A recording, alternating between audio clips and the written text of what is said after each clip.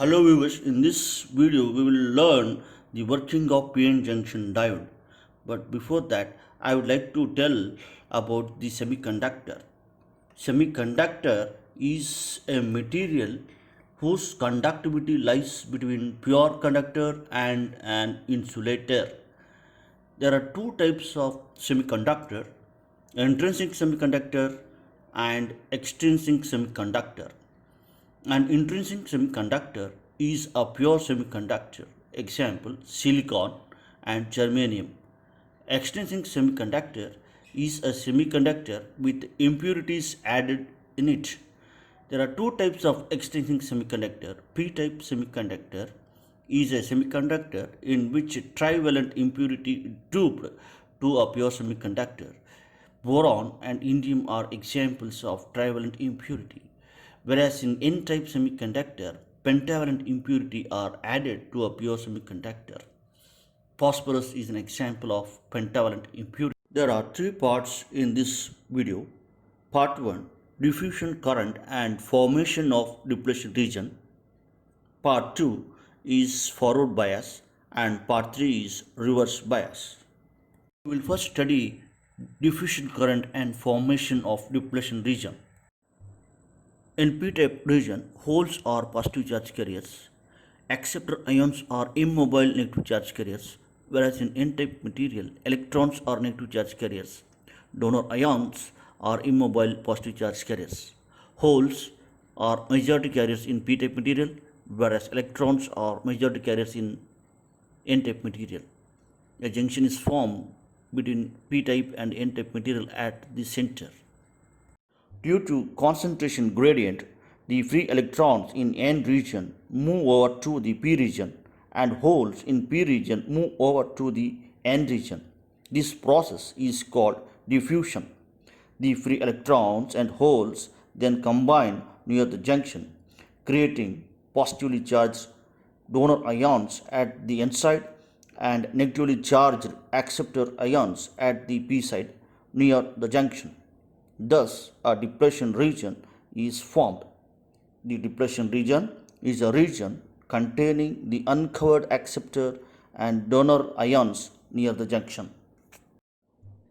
To show that the depletion region is formed, the font color is changed to red in this depletion region. Now, if the holes in P region trying to diffuse to the N region are repelled by the uncovered positively charged donor ions. Similarly, the free electrons trying to diffuse into P region are repelled by the uncovered negatively charged acceptor ions. Because of this process, a barrier potential is developed in this depletion region. This barrier potential is 0.6 for silicon material. We will now move on to the second part of the video, the forward bias. Bias refers to the application of external voltage to the PN junction diode.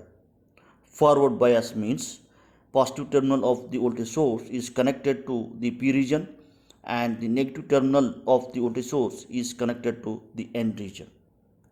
In forward bias, we will see what happens to the depletion region width and the barrier potential when we increase the voltage. When the voltage is increased from 0 to say 0.3 volt, the holes in P region are repelled by the positive terminal of the voltage source and are forced to move towards the junction. Similarly, the electrons in N region are repelled by the negative terminal of the voltage source and move towards the junction. Because of the acquired energy from the voltage source, some of the holes and electrons enter the depletion region and recombine there. This action reduces the depletion width as well as the barrier potential. As a result, few majority carriers diffuse across the junction and a very small current of say 0.1 milliampere flows through the circuit.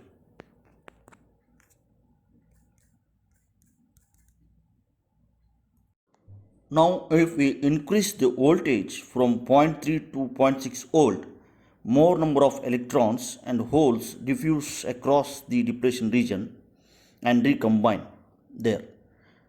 This again reduces the depletion width as well as the barrier potential to almost zero. In this condition, more majority carriers, the electrons and holes, diffuse across the junction, and some large current of say 2 milliampere flows through the circuit. And after that, if we increase the voltage from 0.6 to zero point 0.9 volt, a very large number of electrons and holes flow across the junction. Thus, a large current flows through the circuit.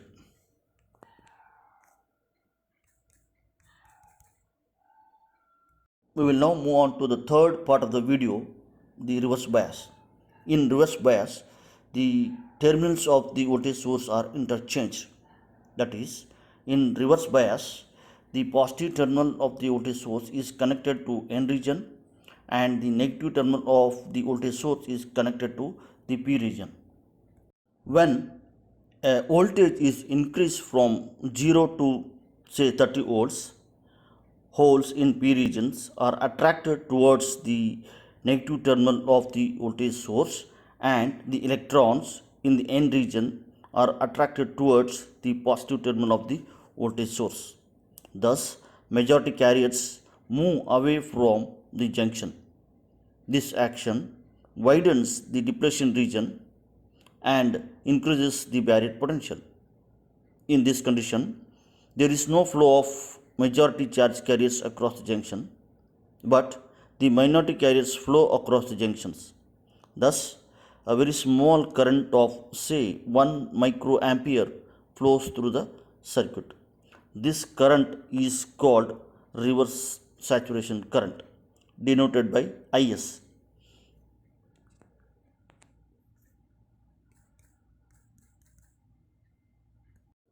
If we increase the voltage say up to 90 volt, the depletion region widens and the barrier potential also increases. After that, breakdown occurs, and hence a large number of electrons and holes cross the junction, and as a result a large current of say 50 microampere flows through the circuit.